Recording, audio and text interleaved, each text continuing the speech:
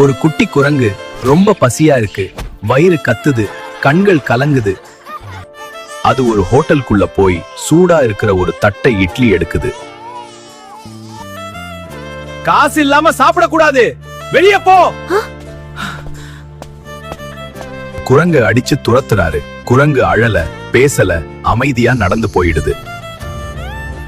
நான் பசியால தோற்றேன், ஆனா வாழ்க்கையில தோற்க மாட்டேன். அது போய் குப்பை எடுக்குது, சின்ன சின்ன வேலை செய்யுது, வியர்வையோட உழைக்குது. சாயங்காலம் கையில பணத்தோட அதே ஹோட்டலுக்கு திரும்பி வருது. ஓனர் கிட்ட நிமிர்ந்து நின்னு சொல்லுது, அண்ணா இப்ப சொல்லுங்க, இந்த இட்லிக்கு எவ்வளவு? உழைப்புக்கு அவமானமே, பதில் சொல்ல முடியாது. இந்த கதை உங்க மனசை தொட்டிருந்தா சப்ஸ்கிரைப் பண்ணுங்க, லைக் பண்ணுங்க, கமெண்ட் பண்ணுங்க.